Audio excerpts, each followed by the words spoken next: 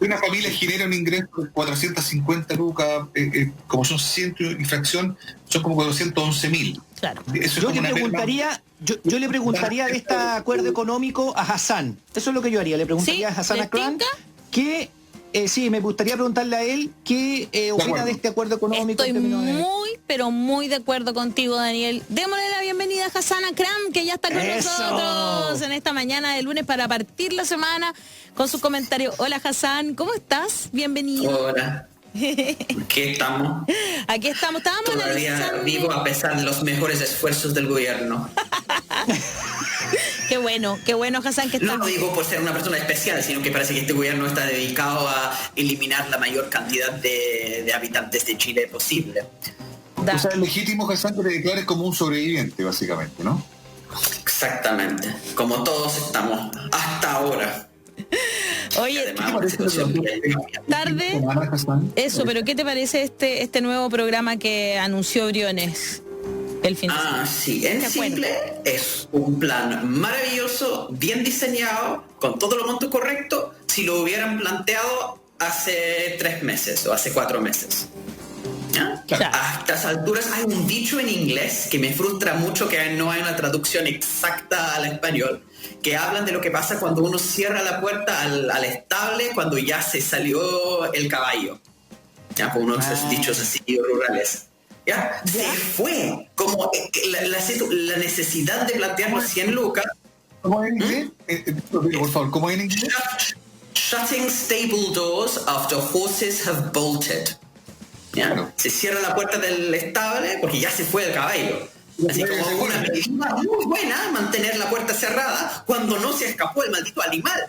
Pero ya a estas alturas, ya vamos a hacer un acuerdo nacional y todos los políticos sentados sonriéndose, que y el documento, de hecho, cuando plantea la necesidad de los 100 lucas, lo dice tal cual. Para que la gente se quede en casa, vamos a poner ese monto. Cuando estuvimos en los debates con Briones acerca del monto del ingreso de emergencia, planteamos precisamente ese punto, que si uno no pasa el dinero suficiente, la gente va a salir a trabajar, eso va a ser un bono para complementar los ingresos. Y ahora están pensando que eso es lo necesario, pero ya la cantidad de personas que salieron infectados e infectándose ya pasó. Entonces, cambiar Mañalich para Mañalich 2.0 no ayuda mucho. Es una cara distinta en una situación donde no puede tener una máquina de tiempo para volver y tomar la decisión correcta. En eso yo vuelvo siempre al ejemplo de la gripe española, porque de eso tenemos los mejores datos. La diferencia entre Filadelfia y St. Louis, que es duplicar la tasa de mortalidad, son 2 semanas de demora de una cuarentena efectiva. Solamente 2 semanas. ¿Y acá cuántos meses hemos perdido en las ridiculeces del gobierno? 3 meses, impresionante.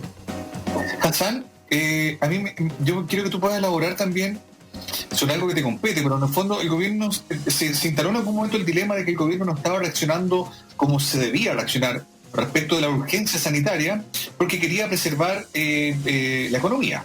Estaba en el fondo en este dilema. Actividad económica. Conociendo quiénes son, estaba tratando de cuidar la economía, y eso hacía tener cierta resistencia para las cuarentenas totales e insistir en esa pelotudez de la cuarentena dinámica, que bien sabemos que nada funcionó. A la luz del acontecimiento, perdiéndose millones de empleos, con este nivel de contagio, con estos caballos que están desatados, generando el peor de los escenarios posibles para aquí, para los meses que vienen. ¿Qué opinión te parece la gestión económica del gobierno? Lo que aparentemente era lo que iban a hacer mejor, lo que aparentemente era lo que mejor querían cuidar, finalmente también se les escapó de las manos, ese caballo también se fue del establo. ¿Cómo lo puedes elaborar tú? Que hay una especie de mito que la derecha hace buena gestión económica. Entonces, de hecho, eso fue el problema del concertacionismo, que es lo que nos pena, que es el gran problema, que esa idea que la izquierda hace bien la parte social, pero la derecha hace bien la parte económica. Claro. Y no, el problema acá es que la derecha hace mal la parte económica, que es la parte más importante para garantizar lo social. En eso la derecha tiene razón cuando dice no es posible financiar los derechos sociales si uno no tiene una economía que genera recursos. El problema es que una economía dominada por los empresarios no genera recursos, porque no son buenos al final, es un problema básico. Y Chile ya estaba en crisis antes del problema de coronavirus. Por el tema del estallido ya se cayó totalmente la economía, la parte que era de servicios, ya había crisis general y la única cosa que estaba sosteniendo la economía chilena, mientras que colapsaba toda la parte comercial de las ventas en las tiendas, era la parte de exportación de agro y de cobre. Y eso ya también se desplomó por la crisis mundial, entonces estamos enfrentando un problema así profundo del modelo y tenemos los grandes defensores del modelo que entonces quedan sin nada en su caja de herramientas para responder. Porque esta disyuntiva, hay un lema de la izquierda que no me gusta mucho, que es eso de hay que preocuparse de la salud de la gente y no de la economía. No, eso es una completa falacia, porque no hay una disyuntiva de ese tipo. No es salvar la salud pública o salvar la economía. Si uno no protege la salud, la economía colapsa, porque la economía es la producción de bienes de parte de las personas.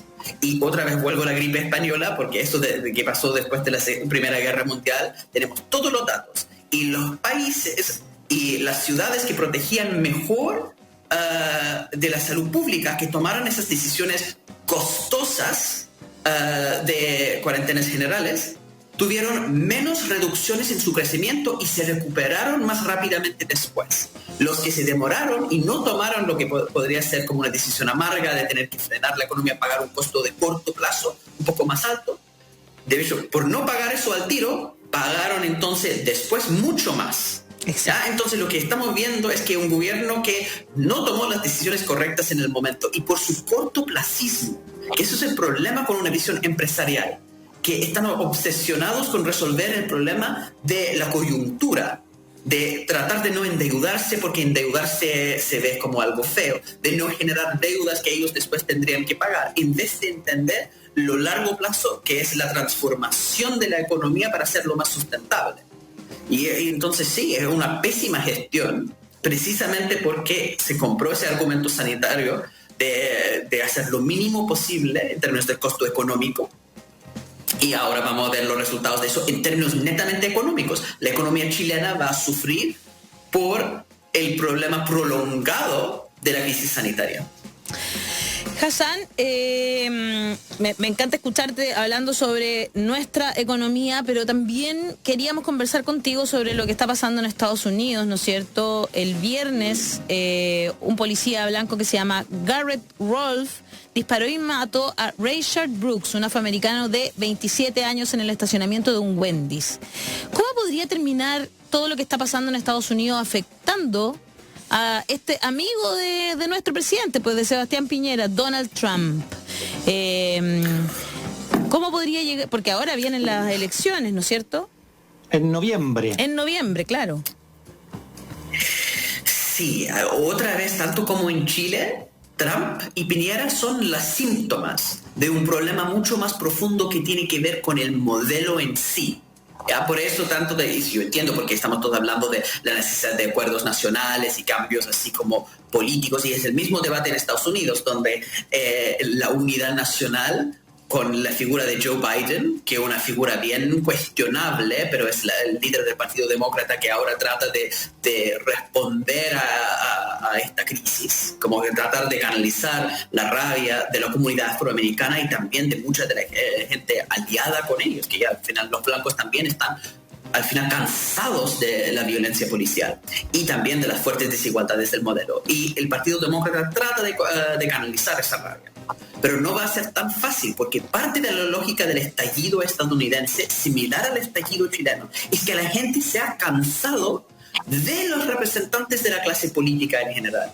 Estados Unidos tuvo mucha violencia policial en los años, mucha movilización social de parte del movimiento de los derechos sociales y todos los demás de la comunidad afroamericana en los años 60. ¿Ya? Y eso se canalizó en la creación de una élite política negra. Existe el Congressional Black Caucus, que son todos los representantes afroamericanos en el Congreso de Estados Unidos. Eso ya existe. Y ese grupo tiene gran parte de la culpa, junto con Barack Obama, por el fracaso de los intentos de reforma. Entonces, cuando decimos el problema es Donald Trump, ¿qué le va a pasar en la elección? Es no entender que, al final, el problema es mucho más profundo que Trump. Claro. Lo que se está cambiando es un cambio a mediano y a largo plazo dentro de las fuerzas demócratas, las fuerzas así como progresistas, digamos. Porque el Congressional Black Caucus, los mismos representantes congresistas del concertacionismo estadounidense, lo que hicieron fue apoyar, por ejemplo, la ley anticrimen que hizo Bill Clinton, que fue una de las leyes que impulsó el aumento en el encarcelamiento de tanto afroamericanos. ¿Ya? Son 6 veces las tasas de encarcelamiento de los negros en comparación con los blancos. Es increíble pensar que 1/3, 1 de cada 3 hombres negros en Estados Unidos va a haber pasado por la cárcel en algún momento. 1 de cada 3. Estamos hablando de esa lógica donde eso con el apoyo efectivamente de esos mismos representantes demócratas negros. Esta crisis que estamos viendo, ya para entender un poco del mapa electoral. Imaginemos un país hipotético, ya que incluye los 50 ciudades más grandes de Estados Unidos, ya. Ese país imaginario de las 50 ciudades más grandes tiene una población entonces de 50 millones. Es un país súper grande, ¿cierto? Y ese país tiene, y ahí está donde está toda la violencia concentrada, es 74% demócrata. O sea, es un país demócrata de centro izquierda completamente. ¡Qué increíble! Si uno imagina los alcaldes de todas las zonas más conservadoras de Estados Unidos, como Texas. Texas tiene su mayoría de alcaldes, todos demócratas. De hecho, uno piensa en Houston y Dallas, ¿cierto? Son 2 ciudades que tienen alcaldes demócratas negros. Austin, que es la capital de Dallas, tiene alcalde demócrata negro. No, o sea, esos son zonas donde el Partido Demócrata domina. Y curiosamente Estados Unidos además tiene un sistema donde es el alcalde el que asigna el jefe de la policía. En el campo, de hecho, votan para los jefes de la policía de manera democrática. Y es a pesar de eso que ocurre lo de esa violencia policial. Que a pesar de tener presidente negro, tener alcaldes negros que asignan los jefes de la policía. En el caso de Atlanta, donde murió después de George Floyd, una persona más asesinada por la policía. En el medio de todo eso, es una ciudad con una alcaldesa negra demócrata y una jefe de policía mujer. Entonces el problema acá es estructural, no es el color de la piel ni el partido de los políticos que están a cargo, sino una lógica económica, una lógica social del modelo que es el problema. Y ahí entonces tenemos una dificultad que no es, ya, ¿van a sacar a Trump? Posiblemente.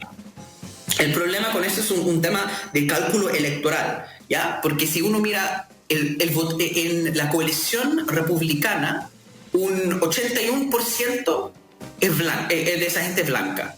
En comparación de los demócratas, son solamente 60% blancos. Las demócratas siempre han dependido del voto de los negros y de las minorías latinas también. Latinos, sí, por supuesto. Y ese grupo del voto que tiene mucha minoría, el voto no blanco, enfocado principalmente en ese país ficticio de 50 ciudades más grandes. Claro. ¿Ya? Y Trump puede ganar perdiendo en ese país que al final es 70% demócrata de todas formas, porque el colegio electoral, que es el cuerpo que elige el presidente, técnicamente cuando estaban debatiendo la constitución estadounidense, no querían esos los rebetes constitucionales de los estallidos, que Daniel y yo hemos hablado harto de eso, ¿cierto? Que al final la Constitución limita y forma la política. Y en Estados Unidos no quería una elección directa del presidente, del jefe de Estado. Eso fue muy radical y el miedo es que los pobres iban a votar presidentes que iban a expropiar a los ricos. Entonces inventaron el colegio electoral como un cuerpo, que no, eso es verdad, no estoy inventando, eso literalmente hablan de la tiranía de la mayoría. Y hablan de la expropiación. Lo dice tal cual. La expropiación sí es la tiranía lo habla más bien de los endeudados que van a expropiar a sus acreedores. Lo dice tal cual, están en los Federalist Papers, están en las discusiones acerca de la Constitución cuando lo redactaron. Qué increíble. Y entonces el colegio electoral elige al presidente, ¿ya? Para limitar ese riesgo. Y ahí, por la forma en que está distribuida en los distritos geográficamente, los republicanos con una minoría del voto popular pueden ganar. Entonces Trump podría ganar. Este efecto de Black Lives Matter ayuda en aumentar la cantidad de votos para los demócratas en zonas que ya ganan. Entonces lo que va a depender mucho la elección es qué va a pasar con los blancos en las zonas rurales si ellos se sienten alienados, que no les gusta lo que está haciendo Trump porque ha polarizado la situación, son ellos los clave, o si ellos deciden que hay que apoyarle más porque está siendo atacado por unos radicales negros y todo lo demás. Y ahí está la disyuntiva para la elección. ¿Mauricio? Está buena la disyuntiva porque ahora lo entiendo mejor. Bueno. Claro, uno hubiera pensado que lo que pasó en Estados Unidos pudo haber hecho girar la aguja en favor del candidato que enfrenta a Trump, pero aparentemente no. O sea, solo potencia los lugares donde históricamente Trump no podría ganar. Lo único que podría gravitar en contra del presidente Trump, según lo que tú explicas, es que los blancos rurales de ciertos lugares pudieran cambiar su voto. ¿Y qué podría incidir en aquello si es que aparentemente están históricamente a favor de lo que puede hacer Trump y no se han visto dañados en ningún sentido? Su sensibilidad tampoco están a favor de la comunidad afroamericana. ¿Qué es lo que podría hacer cambiar la aguja para ir en contra de Trump? Pero también se suma el hecho, Hassan, que más gente vote. Eso también creo que influye. Mientras más gente vote, más oportunidad tienen los demócratas. ¿Y qué hay de eso? Sumado a lo anterior, que el candidato demócrata va a elegir a una mujer negra de vicepresidenta. Es muy buena la pregunta de Mauricio, de hecho, porque nos obliga a pensar en bueno, voy a responder a eso después, porque es una pregunta mucho más compleja. Me sale toda mi amargura con esa candidata.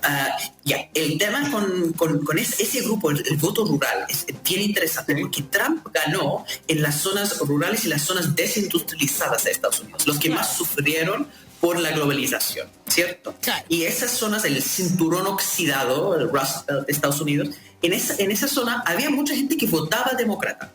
¿Ya? Y esa gente que votaba demócrata dejó de votar en las últimas elecciones porque se cansaron de tener que votar para una persona como Hillary Clinton, que había sido, junto con su esposo, uno de los impulsores del tratado NAFTA, que generó tanto dolor en precisamente esas zonas. Entonces Trump ganó no porque convirtió a muchos demócratas en republicanos, sino porque los demócratas dejaron de votar cansados de su partido. En ese sentido, la participación electoral sí es absolutamente clave. Y podría ser entonces, puede ser, y eso es un tema de probabilidades y es bien delicada, es muy temprano para decir, pero sí podría ser que Trump enfrenta problemas en esos estados claves por el aumento en la votación contra él. Pero en este movimiento no está claro si van a fácilmente transferir esos votos, el voto anti-Trump, en un apoyo a Joe Biden. Kamala Harris, por ejemplo, que es la posible candidata a vicepresidenta, fue un district attorney, fue parte del Ministerio Público local, y en ese momento fue una de las personas que hicieron más defensa de la policía. Es una parte del establishment del Partido Demócrata, más de precisamente ese grupo de políticos afroamericanos que son defensores del modelo. Precisamente se han apuesto mucho a las propuestas de Bernie Sanders de correr el cerco, de cambiar. Y lo interesante ahora es que hasta el New York Times, ¿cierto? Que es como la voz del establishment de los demócratas, ¿ya? Esos son un partidario de los Clinton, de la voz del concertacionismo duro. No tengo un símil en Chile, porque como sabemos, la concertación no tuvo su periódico, sino que decidió usar el Mercurio. Claro, si existiera la época quizás todavía. Pero, la época, exactamente. Claro, pero no, también dejaron que se acabara. O la revista Hoy.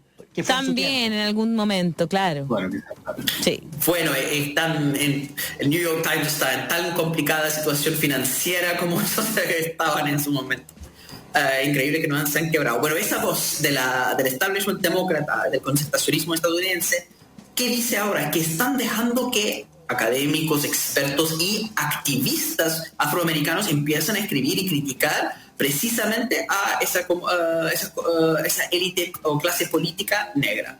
es un artículo bien interesante, El fin de la política negra, donde ellos describen directamente que el intento de ingresar en las instituciones democráticamente elegidos para supuestamente cambiar el modelo fracasó. Y que todo ese grupo de representantes del Congressional Black Caucus han fracasado, porque todas las reformas que ellos propusieron, ¿ya? De hecho se llevaron a cabo. Las reformas moderadas, las policías tienen sus cámaras, la policía tiene entrenamiento de cómo desescalar situaciones, tiene el entrenamiento de ser más paz y buena onda. Están todo el tiempo sentados así sonriéndose, tomados la mano. Los cambios estructurales de sacar policías armados, financiar esa institución militarizada y mandar trabajadores sociales, que es la propuesta que está haciendo ahora en el Consejo Municipal de Minneapolis, donde que es más entrenamiento para una policía que ya ha tenido mucho entrenamiento antirracista. Simplemente desfinanciar a la policía. El Pentágono, ya que es como el centro militar de Estados Unidos, pasa todo el armamento que Ay, se le está cortando, Hassan. ¿A quién le pasa el armamento? A los policías. A los policías.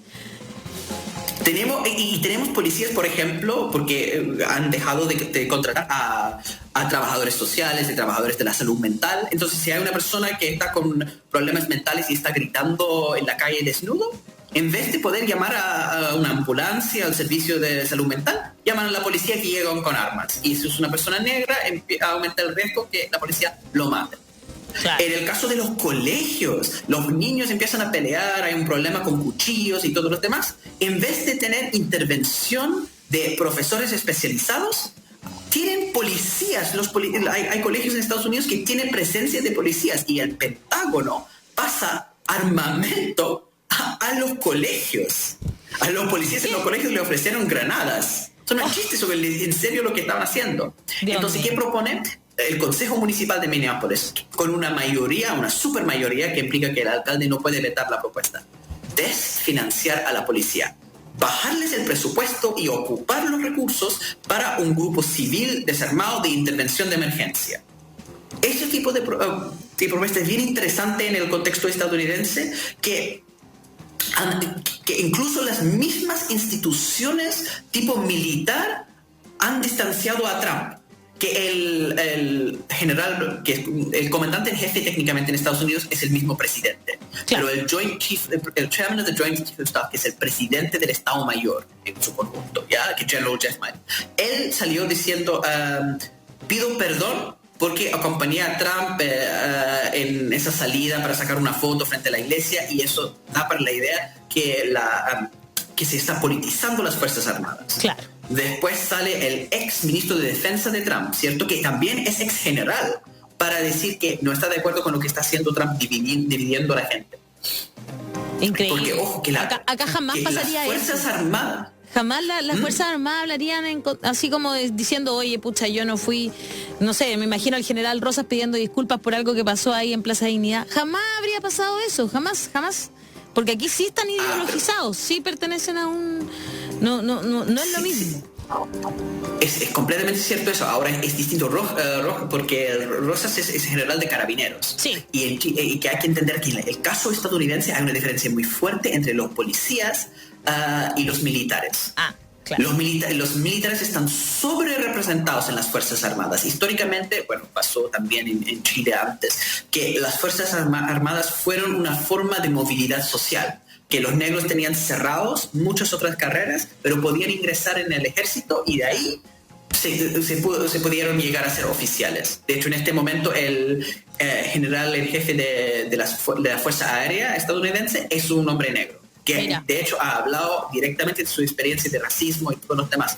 Tenemos hasta militares que están dispuestos a enfrentar esa situación, que claro, no pasaría en Chile porque están con una ideología muy distinta. Pero ahí hay espacio. Es curioso que hay más espacio en Estados Unidos para decisiones más radicales, que incluso las fuerzas militares apoyan un cambio en la policía. Dicen que no es lo mismo lo que pasa con los soldados que lo que pasa con los policías, que hay diferencia de trato.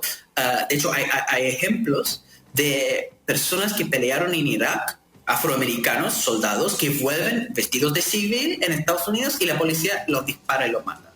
A ese nivel. Entonces, en este momento cambia la situación y la disyuntiva, más que lo que pasa con Trump, porque Trump podría perder o podría ganar otra vez, pero su caída en su legitimidad y la legitimidad de toda la clase política, y sobre todo dentro de los mismos partidos demócratas, en esa clase de business as usual, que los representantes negros van a seguir apoyando las leyes que encarcelan a más negros, con las leyes de hecho propuestos por un presidente demócrata como Clinton, o más cambios para la policía que no hacen nada como propuso Barack Obama. No, ahora hay una rabia tal que se está hablando de propuestas que antes fueron completamente vedadas. Desfinanciar la policía y crear un cuerpo civil. Antes habría sido imposible de mencionar eso con una serie de etiquetas: extremista, comunista, etcétera, anarquista, lo que sea. Claro. El hecho que eso se conversa en The New York Times, en los reductos del conservacionismo duro, que son los reyes del pragmatismo, que al final termina apoyando precisamente a la visión de más del modelo. Ahora que están conversando eso, que alcaldes toman en serio esa decisión. Pero muy... Implica en ese país ficticio de las 50 ciudades más grandes de Estados Unidos, donde son todos demócratas, un nuevo tipo de partido demócrata podría salir de eso. Y de eso implica un cambio serio, no solamente en quién es el presidente, sino en cambiar el modelo del capitalismo que tiene Estados Unidos. Wow. Eso es lo que por eso los estallidos son tan interesantes y dan tanta esperanza, porque no es simplemente el cambio de política electoral, sino un cambio de fondo en cómo está estructurada la política.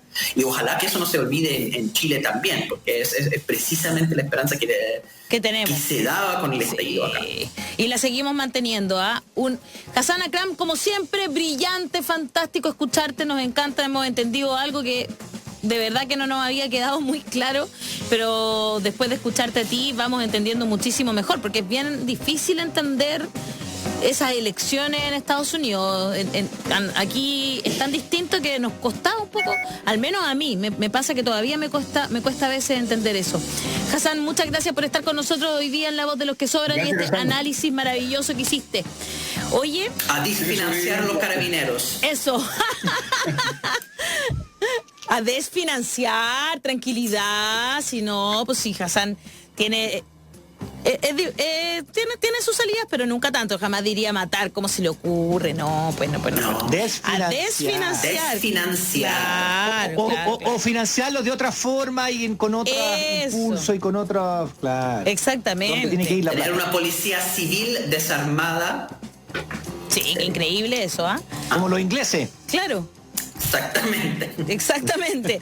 Oye, ya, nos vamos a ir con música aquí en la 94.5, en la tele, el 48.1, Santiago TV, en redes sociales de Radio USAT.